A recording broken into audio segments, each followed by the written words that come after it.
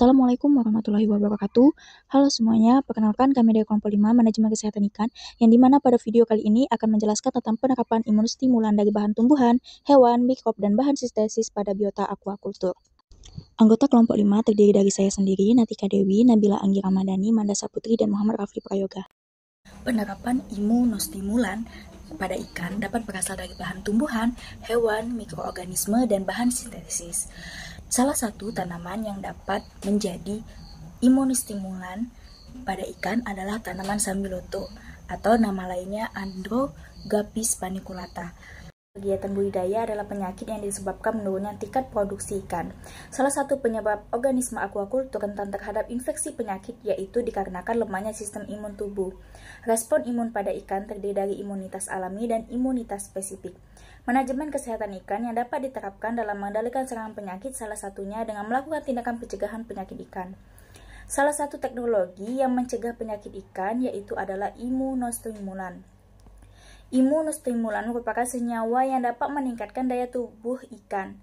Mekanisme umum dari imunostimulan yaitu memperbaiki ketidakseimbangan sistem imun dengan cara meningkatkan imunitas spesifik maupun non-spesifik. Dalam pemanfaatannya, imunostimulan tidak meninggalkan residu dalam tubuh ikan maupun lingkungan serta tidak berbahaya bagi kesehatan manusia yang mengkonsumsinya. Imunostimulan dapat berasal dari tumbuh-tumbuhan alami yang bersifat herbal.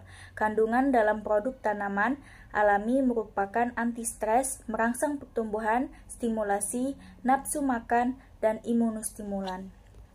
Senyawa pada tanaman Sambiloto terdapat Androglofrida, saponin, tanin, flavonin, dan lakton, dan lain-lain yang dapat dilihat pada tabel 1 kandungan senyawa aktif pada tanaman Sambiloto yang menyebabkan tanaman tersebut menjadi salah satu bahan yang dapat digunakan dalam imunostimulan pada ikan. Naviko et al. 2021 berpendapat jika penggunaan bahan tanaman obat menunjukkan bukti efikasi dari tanaman obat yang digunakan, baik digunakan secara tunggal ataupun kombinasi. Namun, juga menegaskan bahwa kombinasi dari tanaman obat mempunyai efikasi yang lebih baik sebagai obat. Peran senyawa aktif pada tanaman Sambiloto itu dapat menjadi imunostimulan, antiinflamasi, antimikroba, antivirus, antibakteri, dan lain sebagainya dapat dilihat pada tabel 2 peran senyawa aktif pada tanaman Sambiloto. Dari berbagai informasi yang telah didapatkan, seperti dari jurnal, bahwasanya penggunaan tanaman Sambiloto sebagai imunostimulan itu telah diterapkan kepada ikan patin, ikan nila, ikan katla, dan ikan bleo. Penggunaan tanaman Sambiloto pada budidaya ikan. Pada budidaya ikan nila itu pernah dilakukan dengan metode oral. Dosis yang terbaik adalah penambahan bubuk ekstrak daun Sambiloto pada pakan dengan perbandingan 4:36 dan 5:35 yang menghasilkan survival rate 100% dengan resistensi terhadap penyakit Streptococcus agalacticae. Terus terdapat juga pada ikan katla dengan metode oral. Dosis yang terbaik adalah penambahan ekstrak Sambiloto pada pakan sebanyak 2 gram dengan meningkatkan jumlah total eritrosit, jumlah total leukosit, jumlah diferensial leukosit, hemoglobin, protein serum yang resistensi terhadap penyakit Aeromonas hydrophila. Pada ikan patin, menggunakan metode perendaman dengan dosis terbaik adalah penambahan ekstrak batang Sambiloto pada air media sebanyak 4 gram per liter dengan meningkatkan kelulusan hidup, hematokrit, total leukosit, aktivitas fagositosis dengan resistensi terhadap penyakit Edwardsella tarda. Pada ikan nila, dengan metode perendaman, dosis terbaik adalah penambahan ekstrak Sambiloto pada air media sebanyak 100 ppm dan salinitas 10 ppt dengan meningkatkan kelulusan hidup dengan indeks fagositosis, resisten terhadap penyakit Aeromonas hydrophila. Pada ikan katla, melalui metode injeksi, dosis terbaik adalah injeksi ekstrak daun Sambiloto secara intraperitoneal dengan meningkatkan jumlah total eritrosit, hemoglobin, jumlah total leukosit, indeks fagositotik, persentase kelulusan hidup yang relatif. resisten terhadap penyakit Aeromonas hydrophila dan Aeromonas veroni. Selanjutnya, ikan labeo atau rohu dengan metode oral, injeksi, dan perendaman. Dosis terbaik adalah penambahan bubuk ekstrak sambiloto dengan 3 metode sebanyak 5 mikrogram per liter dengan meningkatkan hemoglobin, total eritrosit, jumlah total leukosit, indeks fagositik, persentase kelulusan hidup yang relatif, dan resisten terhadap penyakit Aeromonas hydrophila. Dengan begitu, tanaman sambiloto sangat berpotensi untuk dilakukan pengembangan penelitian lebih lanjut dalam upaya untuk menjadikan bahan tersebut sebagai imunostimulan pada budidaya ikan dengan dosis yang tepat, dan selanjutnya dapat diaplikasikan dalam skala lapangan. Salah satu kendala yang paling umum dalam kegiatan budidaya adalah adanya penyakit infeksi yang disebabkan oleh bakteri, virus, jamur, dan parasit. Aeromonas hydrophila merupakan salah satu bakteri yang biasa menyerang ikan air tawar seperti ikan lele. Sebagai penyebab penyakit Mortilla Aeromonas septicea atau MAS, yaitu penyakit infeksi ikan akut atau kronis yang disebabkan oleh bakteri Aeromonas hydrophila yang dikenal juga dengan sebutan bintik merah. Kitosan merupakan salah satu limbah perikanan yang berasal dari kulit atau cangkang crustacea yang telah mengalami proses demineralisasi, deproteinasi, dan deasitilisasi. Adapun cara kerja dalam penelitian ini adalah yang pertama yaitu dasar eksperimen. Penelitian ini digunakan melalui rancangan acak lengkap dengan 5 perlakuan dan masing-masing diulang 3 kali. Perlakuan yang digunakan dalam penanaman kitosan ke dalam pakan dengan dosis yaitu perlakuan A, kontrol tanpa pemberian kitosan dalam pakan. Yang B, 2,5 gram kitosan per 1 kg pakan komersial. Yang C, 5 gram kitosan per 1 kg pakan komersial. Yang D, 7,5 gram kitosan per 1 kg pakan komersial. Yang E, 10 gram kitosan per 1 kg pakan per komersial. Jika nilai sampel yang digunakan yaitu 5-8 cm sebanyak 300 ekor yang berasal dari pembudidaya ikan.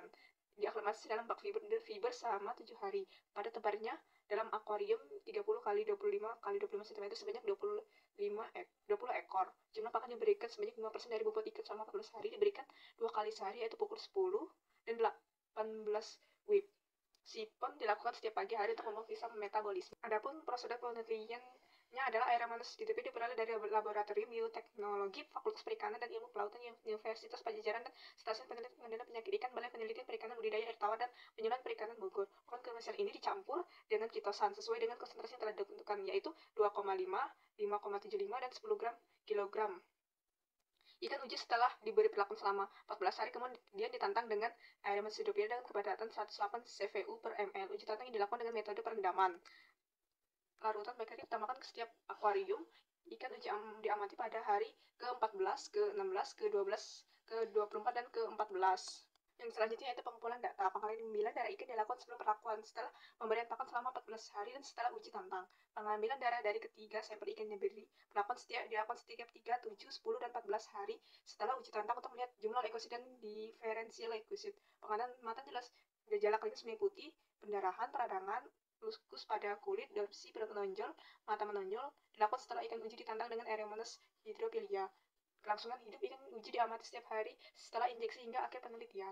Dan selanjutnya yaitu analisis data. Dari jumlah sel darah putih dan kelangsungan tingkat kematian dianalisis dan mengenal variasi dengan tingkat kepercayaan 95%. Jika terdapat perbedaan dalam perlakuan, dilakukan pengujian lebih lanjut dengan uji Duncan. Analisis gejala klinis, diferensial leukosit, dan kualitas air dilakukan secara deskriptif. Selanjutnya adalah merupakan hasil dan pembahasan hasil dari sel darah putih berdasarkan pengamatan ikan uji pada setiap perlakuan semakin mengalami peningkatan jumlah leukosit setelah diberi kitosan. Semakin tinggi penambahan kitosan, maka jumlah leukosit akan semakin meningkat. Nilai rata-ratanya adalah 13,96 kali 104 sel per milimeter kubik hingga 14,28 kali 104 sel per milimeter kubik milimeter dari hasil pengamatan jumlah leukosit ikan uji sebelum perlakuan kitosan. Setelah perlakuan kitosan, rata-rata leukosit meningkat berkisar antara 14,60 kali 104 sel per milimeter pangkat kubik hingga 23,90 kali 104 sel per milimeter kubik. Ikan uji yang tidak diberi leukosit kitosan setelah perlakuan menunjukkan peningkatan leukosit. Peningkatan tersebut disebabkan oleh peningkatan umur dan perhatikan setelah 14 hari pemeliharaan, yaitu 13 kali 104 sel per milimeter kubik menjadi 14,60 kali 104 sel per milimeter kubik. Bisa dilihat pada gambar 1. Setelah masa pemeliharaan ikan selama 14 hari dilakukan uji tantang.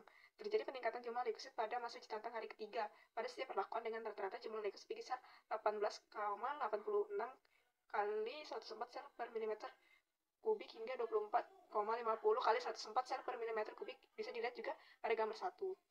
Pada tanggal 7 hari setelah uji tantang, masih terjadi peningkatan jumlah leuksit. Pada setiap pelakuan dengan rata-rata jumlah leuksit berkisar antara 22,19 kali 104 sel per milimeter kubik sampai 24,68 kali 104 sel per milimeter pangkat 3. Bisa dilihat juga pada gambar 1. Ikan uji pada pelakuan kontak mengalami peningkatan jumlah leusit tertinggi dari 18,80 kali 104 sel per milimeter pangkat 3 hingga 24 kali 104 sel per milimeter pangkat 3. Yang selanjutnya yaitu limfosit. Berdasarkan penelitian yang dilakukan menunjukkan bahwa presentasi limfosit sebelum uji tantang berkisar antara 6,7% sampai 74,3%, bisa dilihat pada gambar 3. Sedangkan uji tantang mengalami penurunan masing-masing sebentar 0,05%. Pelakuan berkisar antara 41,3% sampai 59%. Pada gambar 3 dapat dilihat bahwa jumlah limfosit dalam darah ikan mengalami peningkatan dan penurunan dari sebelum perlakuan hingga setelah perlakuan, yang memiliki persentase dengan rentang jumlah limfosit 59,7% hingga 71 sampai 71,7%. Setelah 14 hari dalam percobaan tantang, perlakuan E mengalami penurunan, namun menunjukkan nilai tertinggi setelah uji tantang di antara yang lainnya, yaitu 59%, disusul dengan perlakuan D sebesar 52%, perlakuan C sebesar 47,7%, perlakuan B sebesar 43,3%, dan perlakuan A yang paling terkecil sebesar 41,3%. Monosit pada gambar 4, persentase monosit setelah pemberian ketosan selama 14 hari menunjukkan peningkatan pada setiap perlakuan, dengan presentasi monosit tertinggi terdapat pada perlakuan E, yaitu 16% menjadi 22,7%. Peningkatan terendah terdapat pada perlakuan kontrol, yaitu dari 16,3% menjadi 20%. Setelah pemberian ketosan selama 14 hari, persentase monosit tertinggi terdapat pada perlakuan E, yaitu 16% sama menjadi 22,7%. Masa uji tantang sehari peroleh hasil yaitu presentasi terendah terdapat pada perlakuan A, yaitu 30%, dan presentasi tertinggi terdapat pada perlakuan E, yaitu nilainya 36,7%. Selanjutnya yaitu neutrofil. Berdasarkan penelitian yang dilakukan, presentasi neutrofil dari sebelum perlakuan hingga sesudah perlakuan mengalami penurunan pada setiap perlakuan, yang dimana penurunan tertinggi terjadi pada perlakuan E dengan jumlah neutrofil dari 13,3% menjadi 3%, dan penurunan terendah terdapat pada perlakuan kontrol dengan jumlah neutrofil dari 13,7% menjadi 12,3%. Bisa dilihat dari gambar 5. Gejala klinis. Hasil pengamatan selama 24 jam setelah terinfeksi Aeromonas hydrophila, benih ikan lele tidak mengalami gejala klinis berupa kerusakan permukaan tubuh yang merata. Gejala klinis mulai tampak pada 24 jam setelah infeksi bakteri berupa perut membujut pada bagian perut, badan, dorsi. Bisa dilihat dari gambar 6 yang terjadi pada benih ikan lele pada perlakuan A, sedangkan pada perlakuan lainnya tidak ada gejala klinis. Sampai keamatan jam ke-24, benih ikan lele yang diberi perlakuan B, C, D, dan E tidak menunjukkan gejala klinis. Berdasarkan hasil pengamatan gejala klinis pada ikan lele sekolah, terdapat 4 gejala klinis yang muncul pada tubuh ikan. Gejala klinis tersebut antara lain sirip, tipis, borok, pendarahan, dan hemoragik. Yang selanjutnya itu respon terhadap kejutan. Respon ikan terhadap kejutan berbeda ditunjuk oleh setiap pelakuan berdasarkan hasil pengamatan yang telah dilakukan setelah uji tantang. Bisa dilihat dalam tabel 2. Respon syok yang ditunjukkan pada perlakuan D dan E pada hari pertama setelah hydrophila, perlakuan uji tantang merupakan perlakuan terbaik dibandingkan dengan perlakuan lainnya. Bisa dilihat tabel 2. Perlakuan E merupakan perlakuan terbaik dengan pemulihan tercepat karena mulai hari pertama sudah menunjukkan respon normal terhadap goncangan penambah ketosan pada pakan, menunjukkan respon terhadap goncangan yang lebih baik dibandingkan dengan perlakuan tanpa ketosan. Yang selanjutnya itu respon terhadap umpan. Berdasarkan hasil pengamatan pada hari pertama, perlakuan yang menunjukkan respon pada pakan terbaik terdapat pada perlakuan E, yaitu 10 gram, karena menunjukkan respon pakan yang normal dan baik. Bisa dilihat pada tabel 3. Dibandingkan dengan perlakuan A tanpa ketosan, B, 25 gram, dan C, 5 gram, dan D 7,5 gram, yang menunjukkan respon pakan yang rendah. Perlakuan A tanpa ketosan menunjukkan respon pakan paling rendah. Hal ini dapat dilihat dari banyaknya sisa pakan yang tidak termakan. Respon pakan mulai kembali normal pada hari ke-9. Perlakuan B, perlakuan C pada hari ke-7, perlakuan D pada hari ke-6 hari, sedangkan pengobatan A pada hari ke-12. Untuk selanjutnya itu tingkat kelangsungan hidup. Pada gambar 7 terlihat bahwa perlakuan A tanpa ketosan menghasilkan kelangsungan hidup terendah di antara semua perlakuan lainnya, baik sebelum uji tantang maupun setelah uji tantang. Bisa dilihat pada gambar 7, benih ikan lele yang diberi tambahan ketosan dalam pakan perlakuan B 2,5 gram, C 5 gram, D 7,5 gram, dan E 10 gram menunjukkan dengan kelangsungan hidup lebih tinggi. Pemberian ketosan menunjukkan efek yang baik terhadap daya tahan tubuh ikan terhadap penyakit, karena ada efek imun stimulan dari ketosan. Berdasarkan hasil analisis variansi, terdapat perbedaan yang nyata antar perlakuan. Hasil uji Duncan dan taraf signifikasi 5% menunjukkan bahwa kelangsungan hidup setelah uji tantang perlakuan E berbeda nyata dengan perlakuan A, B, C, dan D. Untuk kualitas air, pengukuran ini dilakukan selama masa pemeliharaan ikan hingga memasuki masa uji tantang. Pada tabel 4 dapat dilihat nilai kualitas air masing-masing parameter yang diukur selama masa pemeliharaan hingga uji tantang. Suhu air pada saat pemeliharaan berkisar 26,5 sampai 29,5 derajat Celcius. Suhu air rentang hampir sama pada semua perlakuan karena penggunaan pemanas. Derajat Keasaman air pada media pemeliharaan berkisar antara 7 sampai dengan 7,29 dan masih dalam kisaran normal. Untuk DO atau kandungan oksigen terlarut dalam media pemeliharaan berkisar antara 5,27 hingga 8,87 mg per liter. Bisa dilihat pada tabel 3. Kesimpulan dari penelitian ini adalah penambahan ketosan 10 gram per 1 kg pakan merupakan dosis yang paling efektif untuk meningkatkan kinerja selama imun ikan lele sangkuriang dengan persentase peningkatan sel darah putih tertinggi setelah dilakukan uji tantang dengan bakteri Aeromonas hydrophilia. Bakteri ikan lele sangkuriang yang diberi citosan 10 gram per 1 kg pakan punya pemulihan paling cepat dan menunjukkan kelangsungan hidup tinggi, yaitu sebesar 96,6%. Assalamualaikum warahmatullahi wabarakatuh. Perkenalkan, nama saya Manda Saputri dengan nomor NIM 05051282227066. Di sini saya akan menjelaskan tentang efektivitas Candida sp sebagai imunostimulan pada ikan lele terhadap infeksi Aeromonas hydrophylla.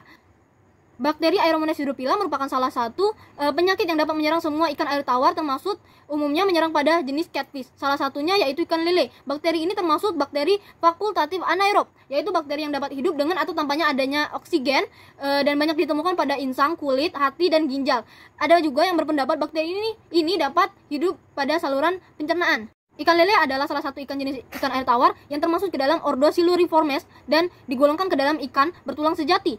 Bahan yang digunakan dalam penelitian ini yaitu ikan lele, Candida sp, pakan ikan komersil, trisodit citrat, Crisi blue, Aquades, kadar air 10% sampai 12%, kapas, tisu, alkohol, darah ikan lele, es, ADTA, larutan desin. Penelitian ini menggunakan rancangan acak lengkap RAL dengan perlakuan yang digunakan sebanyak 6 perlakuan dengan 4 kali ulangan, pemberian pakan dengan perlakuan selama 3 minggu, dan pada minggu ketiga dilakukan uji hematologi. Perlakuan yang diberikan adalah perbedaan dosis Candida sp. Hasil dari penelitian ini pada hasil leukosit terlihat dari gambar di samping menunjukkan bahwa masing-masing perlakuan berupa pemberian Candida sp sebagai imunostimulan memberikan pengaruh yang berbeda nyata terhadap pengendalian Aeromonas pada ikan lele. Hasil pengujian tersebut diketahui bahwa jumlah leukosit tertinggi diperoleh pada perlakuan D yaitu 19,103 atau kurang lebih 829,961 sel per mili yang berbeda nyata dengan perlakuan lainnya. Jumlah leukosit terendah terlihat pada perlakuan A yaitu 3.738,25 atau kurang lebih 739,444 sel per mili yang berbeda nyata terhadap perlakuan lainnya. Data pada gambar menunjukkan bahwa jumlah leukosit pada perlakuan A, B, C, dan D terus meningkat dan pada perlakuan E dan F itu menurun. Pada hasil SR menunjukkan bahwa masing-masing perlakuan berupa pemberian Candida sp sebagai imunostimulan memberikan pengaruh yang berbeda nyata terhadap pengendalian Aeromonas hydrophylla pada ikan lele. Hasil pengujian tersebut diketahui terlihat dari gambar bahwa survival rate tertinggi diperoleh pada perlakuan D yaitu 100% yang tidak berbeda nyata dengan perlakuan A, C, D, E, dan F. Perlakuan terendahnya pada perlakuan B yaitu 50% yang berbeda nyata dengan perlakuan lainnya.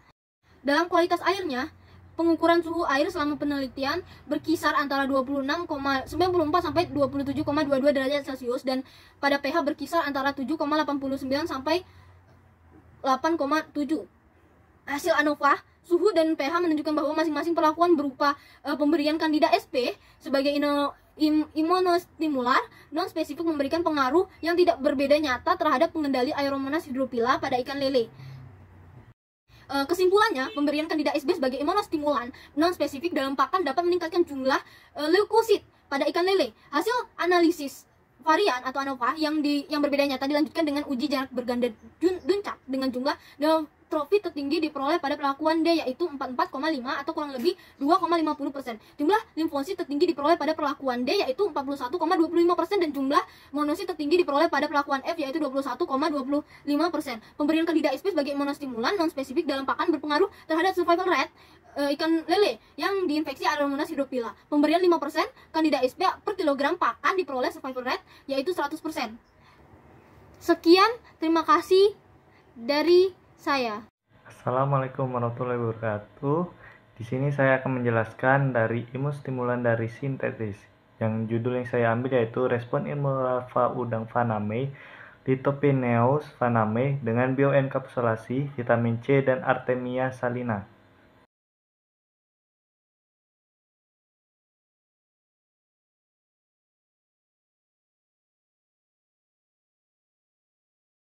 Kemudian